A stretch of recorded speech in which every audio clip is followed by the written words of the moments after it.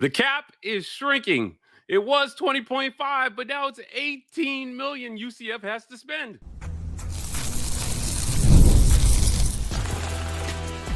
You are Locked On UCF, your daily podcast on the UCF Knights, part of the Locked On Podcast Network, your team every day. Welcome on into Locked On UCF, your daily UCF podcast. I'm your host, Mike G, and thank you so much for making Locked On UCF your first listen of every day. Joining me, as he has been every week, is my good friend Brian Smith, host of Locked On the Portal and recruiting expert extraordinaire. Brian, love talking to you about recruiting and what the future of college football, the future of college football in Orlando at UCF. On today's show, we're going to talk about how much money UCF needs. We're also going to talk about whether recruits are paying attention to these spring races and can Scott Frost have his class secured by August. But let's start with the money, my friend. Last week, you and I talked about that $20.5 million cap. We've since learned that 2.5 of that 20 has to go to covering those 74 additional scholarships that UCF has to offer across the Olympic sports, shrinking that cap to 18. I'm going to ask you to put your GM hat on for me, Brian. Okay. If you are the GM of UCF football, how much money are you telling Terry Mohajir I need to make UCF football hum? If you're talking about trying to get to the playoff, it'd be more than the 18 million. But let's start. Like, they got a long way to go, and they know that this is a building block. But from the 18, I would say conservatively 12 or 13, and that's a real conservative number. Probably 15. They're doing stadium renovations. They need to improve their NIL. They need to improve their back office staff. And they also need to do something that I know UCF fans talk about daily, and we'll definitely dig into it today on the podcast. They need a splash guy or two. It could be from recruiting, but maybe the portal as well. You got to retain your players and all that stuff too, don't get me wrong. But in addition to what they're already doing, got to get a splash guy, man. Who is that player that puts UCF back on the map? It's ironic.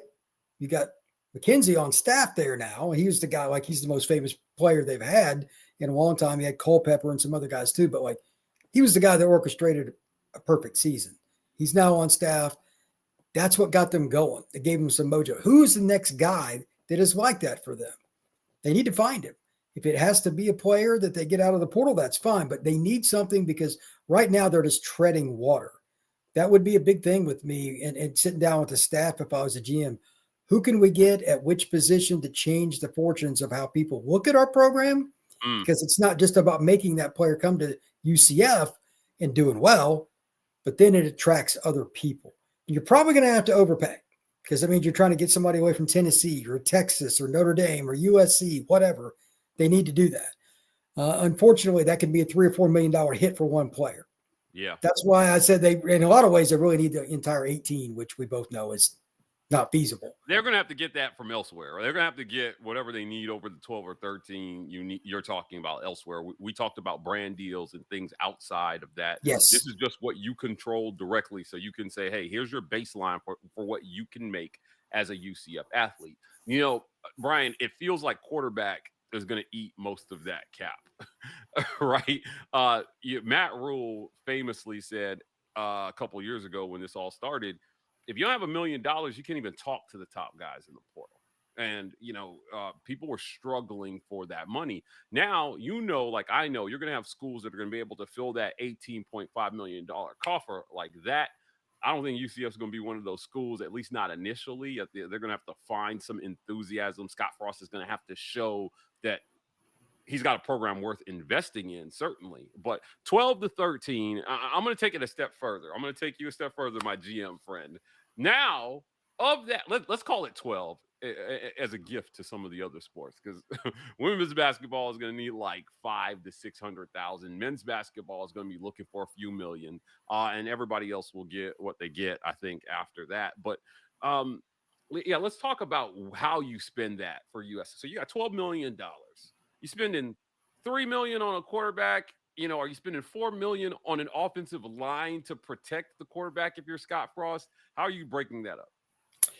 You really hope that you can develop quarterbacks, and ironically, that's how McKenzie Milton was brought to UCF. A kid from Hawaii that ends up being not a big name recruit, but ended up being a starter almost right away. So you hope you do that, but overall for your room, you might be spending 1.5 or something.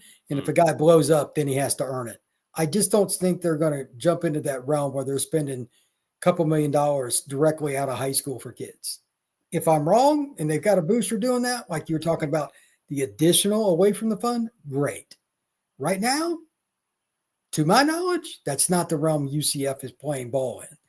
So we'll see. But again, maybe that's your splash player. At some point, they got to get quarterback right again. Last year, that thing was the biggest revolving door I've ever seen in my life. Right. What was it? Four guys or five guys? They started with KJ Jefferson that they paid a bunch of money from the portal. They benched him. Didn't work. No injuries, right? Then they went to Ja'Curry Brown. Then they went to E.J. Colson, and then they went to Dylan Risk, who was the fourth string quarterback. He took no first team reps, and his first drive was against BYU late in the game, which he looked fairly well. He led a couple touchdown drives late, had a decent game versus Arizona, Brian, and then, he looked every bit of the redshirt freshman that he is every game after that. But hard to blame the kid. Sure. Being elevated from fourth string to first string mid-season. So you got to get a guy, I think, who you feel like it's almost like a can't miss player. I mean, we're talking about NFL problems, right? Coaches, once they commit those dollars, are going to feel tied to starting those guys, aren't they not? 100%. It makes you look bad. But I'll give Malzahn and his staff credit. They pulled the string because it wasn't working. Yeah, sure. I'll give them credit. They just never found the string that did work. That's the problem. Like everything was just a loose end. But anyway, they got to figure out quarterback. And I also think at some point, this is the dirty dollar here. We both know from following the SEC and stuff, like the money for D tackles and O tackles. Woo. If you're going to make that step up and you're going to contend in the Big 12, there is no shortcut, because right now they're not getting those kids out of the high school ranks consistently. Right. Now, Mr. John Walker is the one exception. Like he was an elite recruit, could have went to Ohio State or Florida or something, and they got him, and he's still on the roster. But outside of him, they haven't got one of those guys. When are they going to get an elite player in the trenches that kind of steps them up? You're probably going to have to pay for it now. They haven't done it yet, but if they don't, they're just going to stick around as a 5-7 to 7-5 program. Yeah. You've got to win the trenches. I think when you get to the national championship game, when you get to the college football semifinals, year after year, we've seen the difference between the top schools in the SEC, the top schools in the Big Ten, and everyone else are offensive line and defensive line. 100%. Winning the trenches in those games. They are controlling the pace of the game from the line on both sides of the football. And it's the dirty work, Brian. It's the not so glamorous thing that nobody thinks about, but when you don't have it and your quarterback is running for his life, it shows up. I think back to how rare it is. I think when you're not playing with a bunch of talent, you see some guys who are just special and they can carry a team regardless. Cam Newton. He was just that guy, right? Now he had a senior-laden offensive line, but they weren't great in pass pro. He just made things happen. And I think that if you look at what wins in college football, that has not changed. When this all started, I don't know if you remember this, Texas had a collective called Hearts for Horns, and they were very publicly advertising every offensive lineman that starts for Texas will get a $75K NIL deal right out the gate. They signed the top O-line class in the country that year. Easy. That helps. It wasn't even close. It laid the foundation for what Steve Sarkisian would be taking over. And look at them, right? Texas is right there at the top. So, quarterback, like I said, offensive line, you got to have some money for your skill positions, man. You need big-time wide receivers with catch radius that can go out and get the ball for your quarterback, certainly. But, and you can't ignore defense. But, man, I think these coaches have some tough decisions about how they're going to break that up to make sure they have the base of a team. And then you're going to need some people outside of that that can go out and get creative in terms of extra funding to fill those gaps on your roster. So this will be an ongoing conversation, man. Like once that bill passes and that 18 becomes real money that they have to spend, we're going to revisit this topic, Brian, and talk about how much money they have in there, because I doubt they're going to have 12 million. I think it's going to look more like 7 or 8, and they're going to have to figure out how to spend that. If that's the case, it's going to be a really awkward conversation. Yeah, I just don't think that's enough money, brother. Yeah, I agree with you. I hope you're good at development, and I hope you're good at finding diamonds in the rough, which certainly Scott Frost has showed a propensity to be able to do that. So we'll see. But look, it's spring, and spring the spring game is coming. Are recruits paying attention to what's going on this spring? We'll talk about that right after a quick word from our sponsors.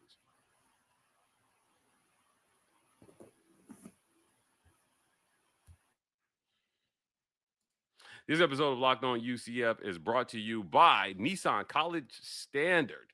We're all about the stats because numbers don't lie. And when it comes to the all-new Nissan Armada Pro 4X, the numbers are on an MVP level. With the ability to tow up to 8,500 pounds, it can quite literally carry the whole team plus the gear wherever you need. It's powered by a twin-turbo V6 engine, delivering the strength and performance to handle highways, back roads, and everything in between. And with room for up to 8 people, the Armada Pro 4X is built for big crews, big adventures, and even bigger memories. Whether you're exploring off-road trails or rolling up to the arena, the Armada Pro 4X brings power, versatility, and style wherever you go. Take your adventures to new heights in the all-new Nissan Armada Pro 4X. Learn more at nissanusa.com. This episode of Locked On UCF is also brought to you by our friends at FanDuel, America's #1 sportsbook. March Madness is here, and FanDuel is giving you the chance to get in on the action like never before. Right now, new customers get $200 in bonus bets when you place your first $5 bet wins. That's 200 extra bucks to use on everything from buzzer beaters to Cinderella stories and even who's cutting down the nets. Look, I love picking my favorite teams. I love staying in the action, and it's easy and fast with FanDuel. The app is amazing. It's simple to use. And when I win, I get paid instantly, no waiting around. So visit FanDuel.com and get in on the college hoops actions all tournament long.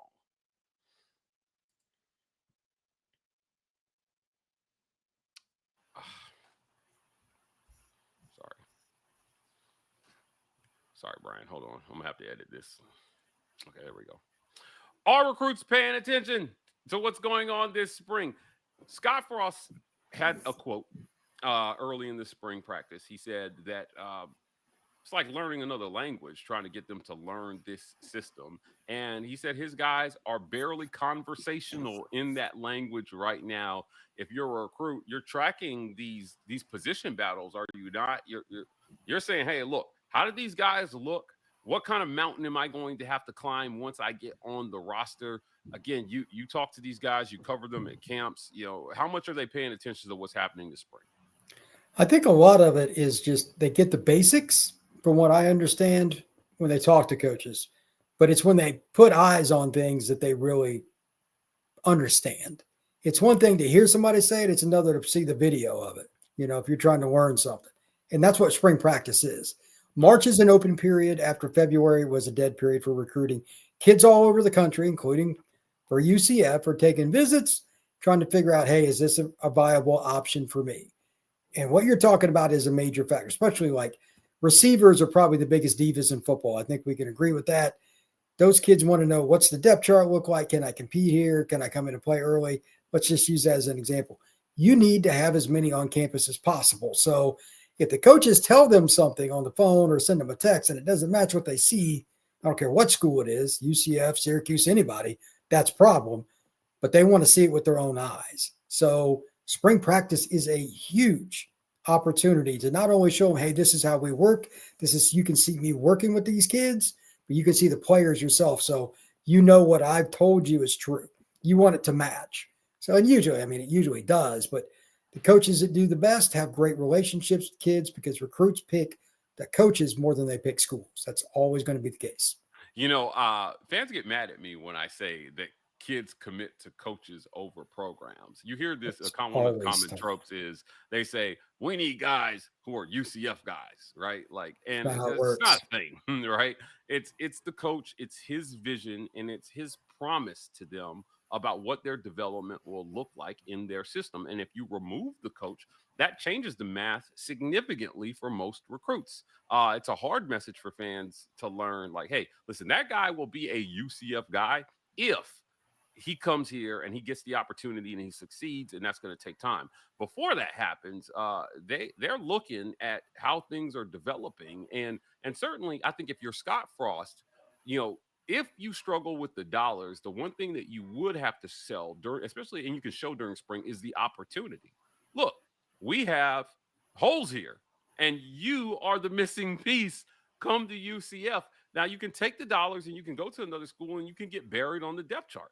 Or you can come to UCF, and I can guarantee that you will hit the field early in your playing career and have a chance to develop faster than you could if you take the dollars. Because, look, I mean, the money is going to fool a lot of kids into taking opportunity, walking through doors that they should probably not.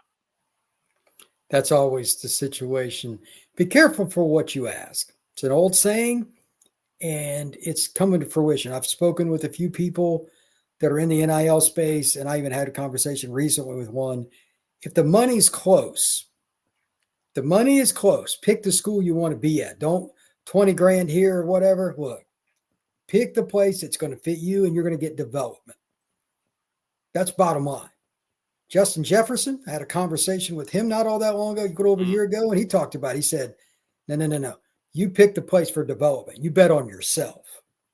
If maybe the best receiver on the planet says that, I'm going to go with it. So, but that's not what all the kids are doing. And that's one of the reasons the portal ends up being overcrowded with guys that made really poor decisions. You're listening to your third uncle over here who's trying to get $5K out of the deal. That guy, don't be that guy. And schools are starting to be a little more savvy to that too. And there's not as much upfront money because of it, because kids take the money, then they leave after a year. Yeah. So there's a lot of that stuff, man. And it's really unfortunate. It is. I think that's the good thing about the money that the universities are going to be able to offer, at least initially. It's, look, let's even the playing field in terms of where the base is at so that we can make the decision more about football and less about money, right?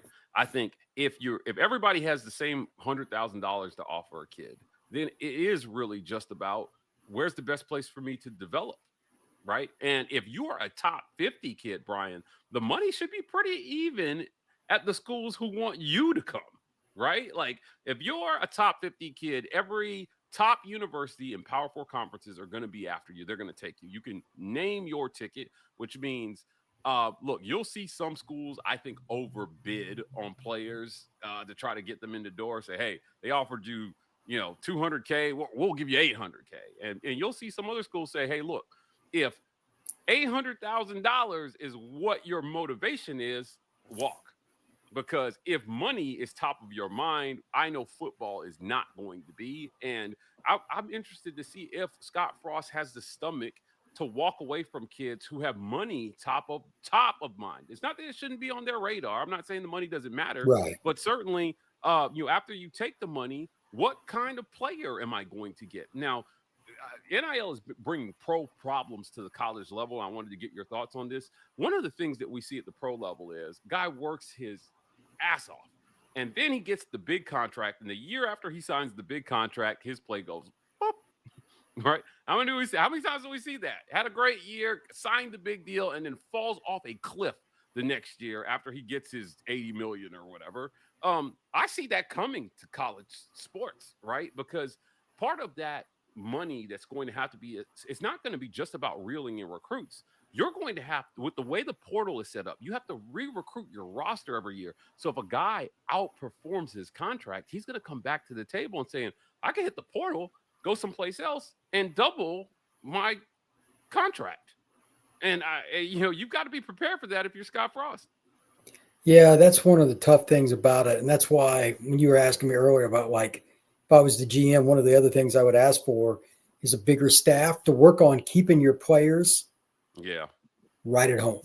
If you look at Ohio State, they recruited their own roster after the season before, kept some guys that could have went to the draft and went and got a ring. There's different levels to that, but like if you don't keep your own guys first, you have no chance at conference title, making the playoff, or making a run. Got to keep your guys first. So your point is absolutely spot on. Secondarily, that also helps you because when you bring in guys for visits from the portal, they say, okay, they're loyal to their players, this and that. It's going to help you get other guys too. So it's twofold. You got to have that loyalty and you got to know who you want. Got to be organized in the back office to make sure because like as another example, Pittsburgh last year, they made a major jump. You know why? They let a bunch of guys walk. They wanted more money. I'm not going to repeat kind of like how it was put to me, but like get lost. And then Pittsburgh went on a run because they had guys committed to be there. You know, some of them were getting some NIL, but some guys were trying to like be all high and mighty. They didn't end up at Pittsburgh. Yeah. So you got if you're UCF, they might want to even talk to the staff at Pittsburgh. Like, what'd you guys do? Because you know, UCF's not operating with Ohio State's money. So you got to find that niche and you got to do it. And that's how you win at the portal and retention. I agree. Look, we've talked a lot about what you need to get the guys in, but now it's time to talk about when you need to get the guys in. Early signing day has changed the game. We're going to talk about how much has changed right after a quick word from our sponsors. This episode of Locked On UCF is brought to you by our friends at 5 Hour Energy. Daylight savings snuck up on us again, and if you're feeling that lost hour of sleep, 5 Hour Energy has your back. The extra sunshine means more time for fun, but sometimes you need a little boost to power through. Look, I record 1 million segments a day. 5 Hour Energy gets me through it. Whether you're staying up late watching the NCAA tournament, squeezing in a round of golf after work, or just trying to keep up with your busy day, 5 Hour Energy gives you that quick, refreshing pick-me-up and whenever you need it. Look, basketball madness is here. The NCAA tournament is on. I know I've been staying up late, not only watching the games, but being at the games covering the tournament. With longer days, I love getting outside for a hike as well, too. Got to stay in shape.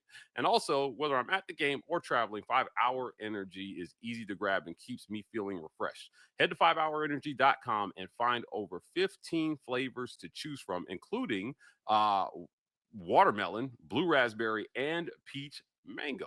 You can even build your own 12-pack delivered right to your door. Need one now? Grab a 5 Hour Energy shot at your local grocery store or convenience store. They're everywhere. Stock up today and stay energized. The NCAA tournament is here, and so is the Bracket Breakdown. Locked On Podcast Network and Amazon Fire TV channels are teaming up to deliver NCAA tournament coverage like never before. Watch studio shows featuring former players and Locked On's local experts as they guide you through every upset, buzzer beater, and bracket matchup. Stream it all for free on Amazon Fire TV channel. Search Bracket Breakdown to see it all for free. It's your team every day.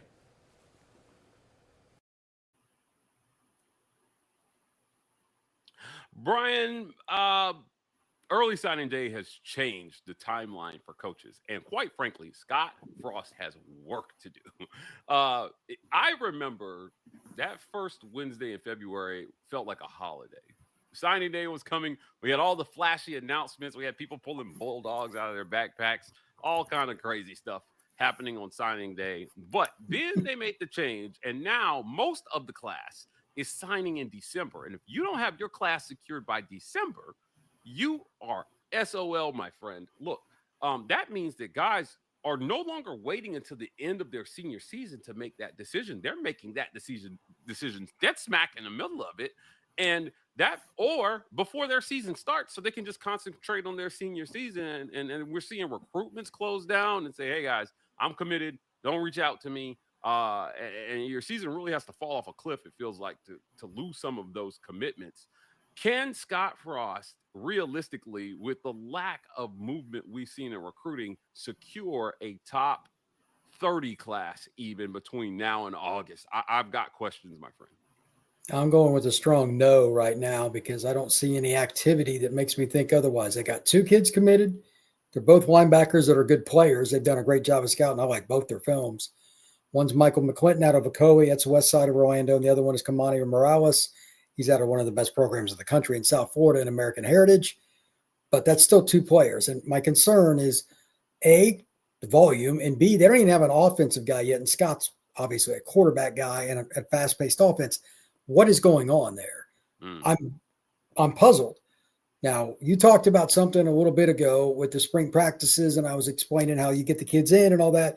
You've got to have them come in and you set your OBs. They've got some OBs set up with some good players and all that, but they still need to push the pile further, and they need to be in on more guys. Did they not hire the right staff? I don't know. I haven't really explored it enough yet. But like, if I don't see some major movement by the 15th of April with their OB list, there's probably going to be some problems. Recruiting is about relationships. This is a coach deal. It's not a UCF deal. Bobby Bowden built Florida State from nothing because of the relationships him and his staff built from the late 70s all the way through when he retired. Relationships. Where is that with UCF right now? I'm very, very concerned because there should be a lot of revitalized energy. If you take that job, what's going on? Right. And I'm sure a lot of people are like, why are you being so hard? Dude, they have 2 commitments right now. You're in Florida. You're in Orlando. It's not hard to sell. I'm a little concerned, to put it mildly. Like, if they don't get on the ball now, we're going to have some awkward conversations in 3-4 months. Yeah, part of the reason you bring Scott Frost back is because he's familiar with that recruiting landscape and should be able to get inroads really quickly with recruits. I think this underscores how much the game has changed. And look, they might not have a choice but to throw a lot of money around, at least to try to lure some guys away. They're going to have to pull every trick out of the bag, it feels like. Or you're going to, it's funny. My good friend over at Josh Pate College Football Show, now used to be the Late Kick, but Josh Pate used to say this. He said, look, you're not going to out-develop Nick Saban and Kirby Smart, right? You need dudes. You need 5-star guys to compete with them. Now, development is important, but you're not going to get a bunch of 2-stars and consistently beat these guys because they're recruiting on such a high level. And I think the same is true for UCF, right? Like, you may be able to outdevelop for a little bit to try to get average results, but if you really want to win, you got to get those top tier guys in and continue to develop them at the high level. The truly elite coaches are doing both consistently. They're recruiting at a high level and they're developing at a high level. So the development piece, we'll see if he can get better than average results out of an average roster, right? But eventually the recruiting has to catch up, does it not? Not eventually, like pronto. Like right away. And as a note, the spring transfer portal window also opens up in a few weeks. That's the other part of this. I don't know, but with him being a first-year coach, there's going to be something that they want, whatever it is. So spring ball right now, you're going through your list every day. Okay, we thought we were here at this spot. This kid's hurt or he's not as good, whatever. That'll adjust too. Maybe they're going to spend some money on the spring window. I don't know, but they need to make adjustments because if you don't win big in your first year at a school like UCF and make that splash, especially with the expectations that Coach Frost has, I think that would hurt the program moving forward in recruiting. So right now, my friend, those unofficial visits you talked about with spring practice and all that, that is number one. And then you got to get something out of the board. They need some kind of splash that makes people take notice of the UCF Knights. Otherwise, I'm going to be really, really concerned. Yeah, we're going to continue to track this as spring wraps up and they get through their spring game.